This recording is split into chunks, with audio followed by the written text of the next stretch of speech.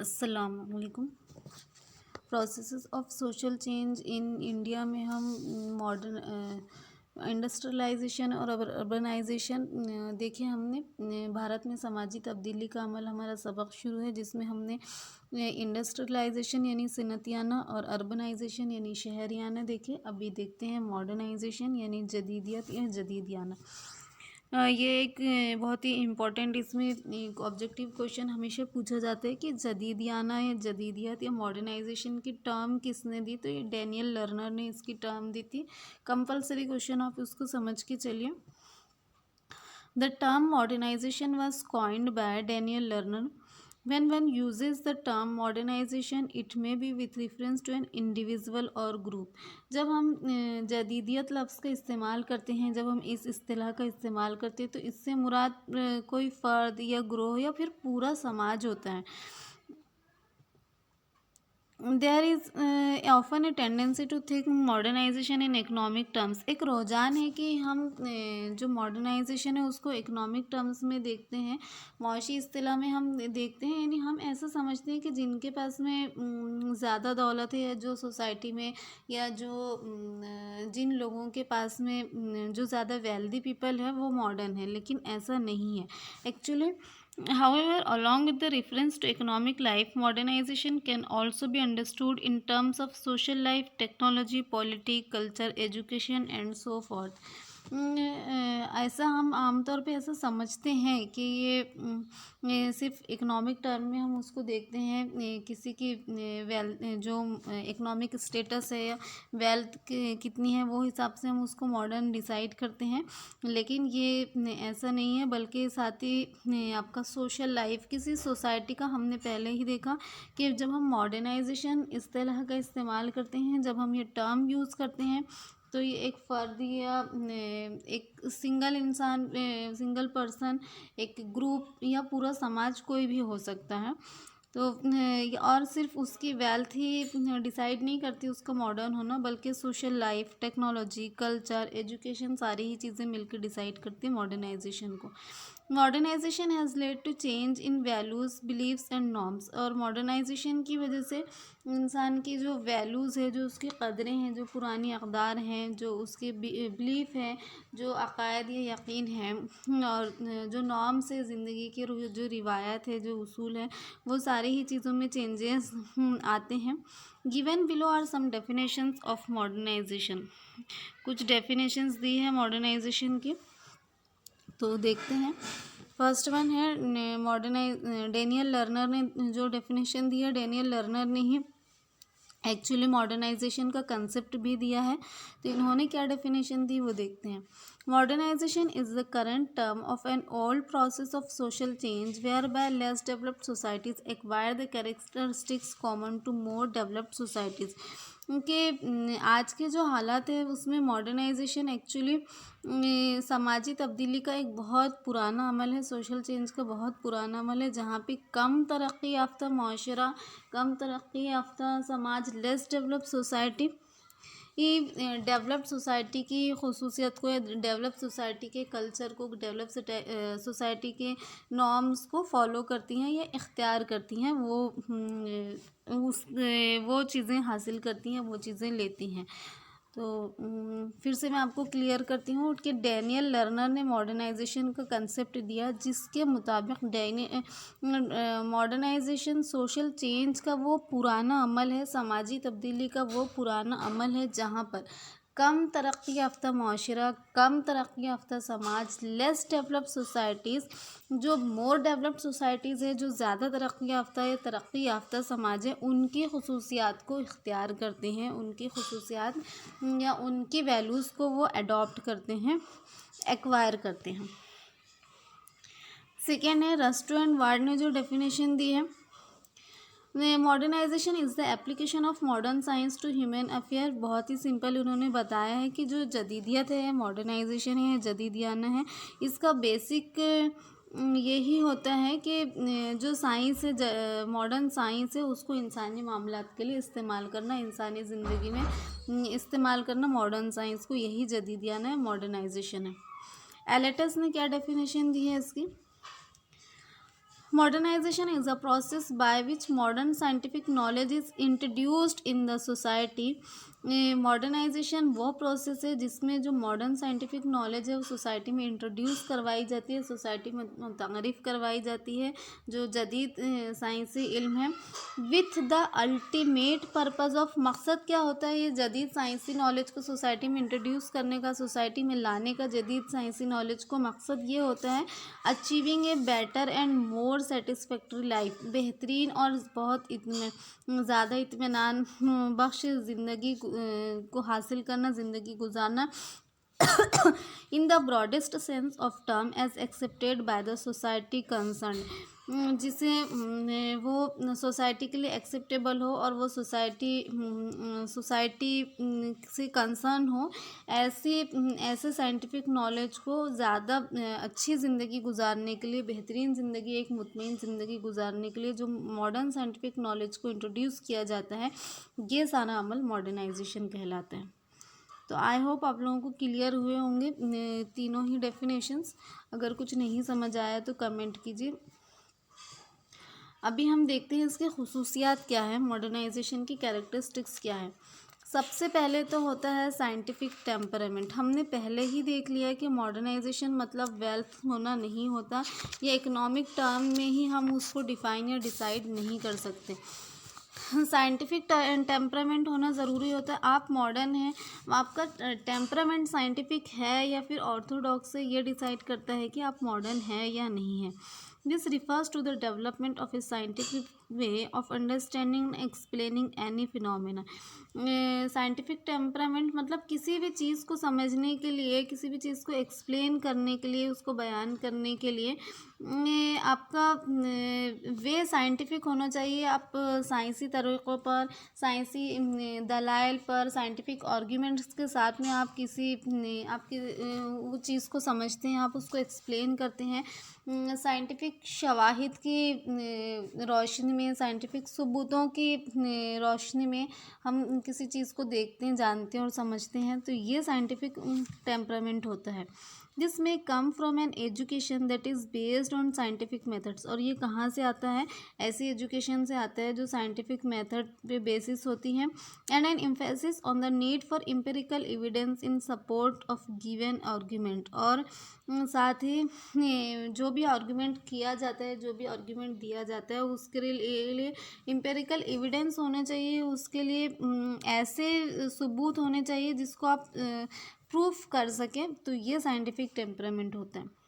Second one है rational outlook. Rational outlook, आप कोई भी चीज़ को मंतकी अंदाज में सोचिए, आप कोई भी चीज़ को अकल से सोचिए, सिर्फ जज्बात में आके श्रद्धा के चलते आप किसी चीज़ को फॉलो ना करें, ये रैशनल आउटलुक होता है। This is linked to the notion of rationalism, the approach and ability to provide logical explanation for any phenomena। जो रैशनल आउटलुक है ये रैशनलिज्म के नोशन से, रैशनलिज्म के नज़रिए से जुड़ा हुआ है। वो अप्रोच आपका, वो तरीक़ा, वो आपका अप्रोच जो कि किसी भी फिनोमेना को, किसी भी नज़रिए को, किसी भी तसव्वुर को समझने के लिए लॉजिकल एक्सप्लेनेशन, किसी भी चीज़ को जानने के लिए ये ऐसा होता है, आपको ऐसा करना है, तो उसके पीछे क्या लॉजिक है, उससे क्या फ़ायदा होता है, साइंटिफिकली वो कितना सही है, तभी आप वो चीज़ को करते हो, अदरवाइज़ आप वो चीज़ को नहीं करते। तो ये रैशनल आउटलुक होता है। Scientific reasoning explains causal relationship, that is cause and effect relationship between factors. There is a shift to secular and rational values from spiritual religious values. Rational outlook में एक तो साइंटिफिक रीजनिंग होता है, cause and effect relationship को हम समझते हैं। Cause and effect relationship के ज़रिए हम किसी भी चीज़ को समझते हैं कि कोई भी चीज़ है तो उसका कॉज क्या था, किस वजह से ये हुआ, और फिर उसका क्या इफ़ेक्ट हुआ। ये हम किसी भी फिनोमिना को समझने के लिए कॉज एंड इफ़ेक्ट रिलेशनशिप ज़रूर देखते हैं बिटवीन फैक्टर्स। ज़रूरी नहीं है कि दो ही फैक्टर हो, बहुत सारे फैक्टर्स भी हो सकते हैं। कोई सिंगल कॉज के बहुत सारे इफ़ेक्ट हो सकते हैं, या कोई इफ़ेक्ट के लिए कई सारे फैक्टर रिस्पॉन्सिबल हो सकते हैं, इसलिए फैक्टर्स उन्होंने लिखा है। तो साइंटिफिक रीजनिंग होना ज़रूरी है मॉडर्न आउटलुक के, रैशनल आउटलुक के लिए या मॉडर्नाइजेशन के लिए। अभी ये भी बात एक अपार्ट फ्रॉम द लेसन आपके समझने की है कि देखिए बुक्स में ऐसा लिखा होता है कि मॉडर्नाइजेशन मतलब आपका रैशनल आउटलुक होना चाहिए, लेकिन हम आजकल मॉडर्न किसों को बोलते हैं जो बहुत ज़्यादा ऐसे मॉड कपड़े पहनते हैं, जो शॉर्ट स्कर्ट्स पहनते हैं, या क्रिसमस और not Christmas, birthday party, friendship, Valentine day, इस तरह के जो चीज़ें मनाती है, लेट नाइट पार्टीज़ करते हैं, क्लब और बार और ये सारी चीज़ें, ये सारी चीज़ों से जितना फैमिलियर होता है, जितना इन सारी चीज़ों में इन्वॉल्व होता है, हम उसको मॉडर्न समझते हैं या मॉडर्न कहते हैं। लेकिन आप खुद ही सोचिए कि इसमें कहीं भी रैशनैलिटी है क्या? आप अगर लेट नाइट पार्टीज़ करते हो, अगर आप बार में जाते हो, अगर आप कोई क्लब में जाते हो, अगर आप बहुत ज़्यादा अगर आप शॉर्ट कपड़े पहनते हो, आपके आउटफिट्स शॉर्ट है या बोल्ड है या कुछ इस तरह की चीज़ें हैं, ये सारी चीज़ों में कोई भी रैशनैलिटी दिखाई देती है कि कोई भी कॉज एंड इफ़ेक्ट रिलेशनशिप यहाँ पे साबित होता है कि आप खुद सोचिए, अपने आप से सवाल कीजिए, खुद को जवाब दीजिए कि इससे कहीं भी ऐसा होता है कि आप ऐसे करते हैं तो इससे आपको ये फ़ायदा होने वाला है, या उसके पीछे लॉजिक क्या है, साइंटिफिकली लॉजिक क्या है, आप ही बताइए, खुद को बताइए कि देर रात तक के बाहर रहने में या पार्टीज़ करने में या फिर इस तरह की जो सारी चीज़ें जो एथिकली रॉन्ग समझी जाती हैं, लेकिन फिर भी मॉडर्न होने के नाम पे हम वो सारी चीज़ें करते हैं, तो वो कहीं भी उसमें रैशनैलिटी उसमें दिखाई देती है क्या, कहीं भी उसके पीछे लॉजिक समझ में आती है क्या? तो it means it is not modernism, it's not modernisation. लेकिन फिर भी लोग उसको मॉडर्नाइजेशन के नाम पे करते हैं, जो कि बिल्कुल बेवकूफ़ी है। थर्ड वन है टेक्नोलॉजिकल एडवांसमेंट। जो टेक्नोलॉजी की एडवांसमेंट है, बहुत ज़्यादा तरक्की और उसका यूज़।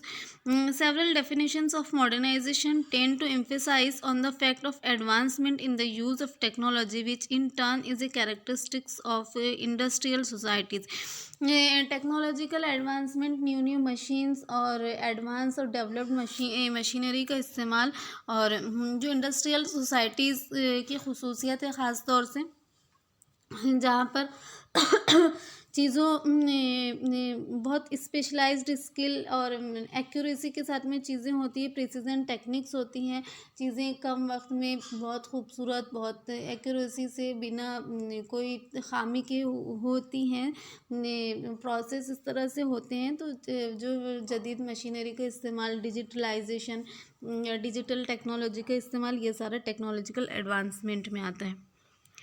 फोर्थ वन है openness to new ideas. Modern होने का मतलब ये होता है, मॉडर्नाइजेशन का मतलब ये होता है कि आप नए आइडियाज़ को रिसीव करने के लिए चीज़ों के अल्टरनेटिव्स ढूंढने के लिए, किसी प्रॉब्लम को सॉल्व करने के लिए न्यू पाथवेज देखने, क्रिएटिविटी देखने के लिए आप ओपन हो।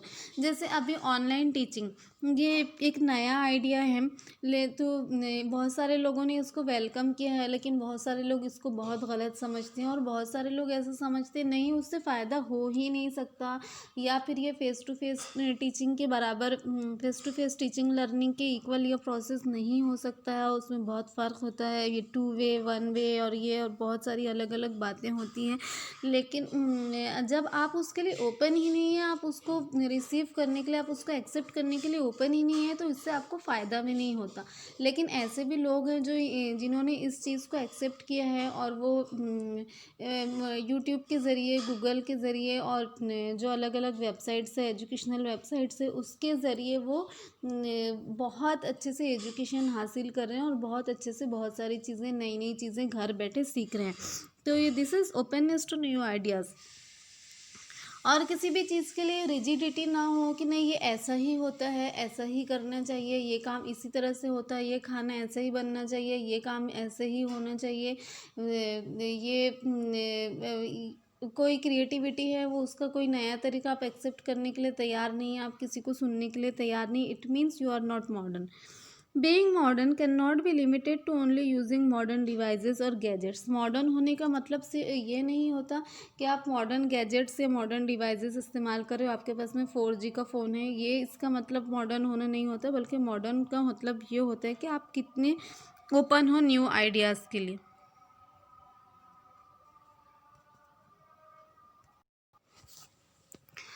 नेक्स्ट है हमारा critical thinking. This refer to ability of critical evaluation, मतलब किसी चीज़ को तनकीदी नज़र से देखना, तनकीदी नज़र से उसको जांचना। तनकीद करना मतलब ये नहीं होता कि आप किसी चीज़ में खामियां निकाल रहे हैं, आप किसी चीज़ में गलतियां ढूंढ रहे हैं या उसमें बुराई ढूंढ रहे हैं। क्रिटिकल इवैल्यूएशन मतलब आप उसके प्रोज एंड कॉन्स दोनों को देख रहे हैं, आप उसका साइड इफ़ेक्ट और आप उसके एडवांटेजेस आप दोनों ही आप उसके देख रहे हैं, उसकी क्या लिमिटेशंस है और उसके क्या बेनिफिट्स हैं, वो दोनों चीज़ों को आप देख रहे हैं और समझ रहे हैं। Persons who claim to be modern are willing to examine daily events, literature, culture, art, customs, belief from a critical point of view। जो पर्सन खुद को मॉडर्न कहलवाते हैं वो इस चीज़ के लिए विलिंग होते हैं कि जो हमारे रोज़मर्रा का लिटरेचर है, कल्चर है, आर्ट है, जो रोज़मर्रा के रस्म रिवाज और बिलीफ है, उसको क्रिटिकल पॉइंट ऑफ व्यू से देखें, उसको तनकीदी नज़र से देखें, and be able to explain the constructive और destructive aspects of a phenomena. और इसके काबिल हो कि आप किसी भी फिनोमिना के, आप किसी भी नज़रिए के, किसी भी तस्वुर के, किसी भी चीज़ के कंस्ट्रक्टिव और डिस्ट्रक्टिव, उसके फ़ायदेमंद और उसके तखरीबी, उसके तामीरी और तखरीबी, उसके फ़ायदेमंद और नुकसान पहुँचाने वाली चीज़ें, नुकसानदा या एडवांटेजेस, डिसएडवांटेजेस, बेनिफिट वगैरह और लिमिटेशंस, आप वो दोनों को ही एक्सप्लेन कर सकें, एक्सप्लेन करने के काबिल हों, आप वो दोनों को ही समझ सकें। Self criticism, willingness to introspect critically is also an aspect of critical thinking. ये बहुत ही इम्पॉर्टेंट है और बहुत ही सिग्निफिकेंट फीचर है मॉडर्नाइजेशन का कि सेल्फ क्रिटिसिज्म होना चाहिए, विलिंगनेस, आप में खुद को इंट्रोस्पेक्ट करने की, क्रिटिकली इंट्रोस्पेक्ट करने की विलिंगनेस हो। इंट्रोस्पेक्ट करना, खुद के अंदर झांकना, खुद में क्या कमियां हैं, खुद में क्या खामियां हैं, उसको कैसे करेक्ट किया जा सकता है, उसको कैसे मॉडिफाई किया जा सकता है, खुद में जो खूबियां हैं उसको कैसे यूटिलाइज किया जा सकता है। ये इंट्रोस्पेक्ट क्रिटिकली होता है। जैसे कोई नुकसान हुआ, कोई गलती हुई, किसी के उसमें ठीक है 4 लोगों का मिल के वो नुकसान हुआ है, लेकिन आप उसमें कहाँ खड़े हो, आपका हिस्सा कहाँ है। आप ऐसे बस दूसरों पे डाल के नहीं, उन्होंने ऐसा नहीं करना चाहिए था या उन्होंने ऐसा किया इसलिए ऐसा हो गया, ऐसा बोल के आप अलग हट जाओ, ये you are not modern. If you are modern, being a modern, you must be able to explain, you must be able to introspect yourself. आप खुद को इंट्रोस्पेक्ट कर सकें, आप खुद में खुद को क्रिटिकली जज कर सकें, ये क्रिटिकल थिंकिंग का एस्पेक्ट होता है। तो ये हमारी मॉडर्नाइजेशन की जदीदियत की सारी ख़ासियत खुसूसियात हुई। उम्मीद है आप लोगों को समझ आई होगी। कोई भी कन्फ्यूज़न है तो आप मुझे मेल कीजिए, कमेंट कीजिए। चलिए, अल्लाह हाफिज़।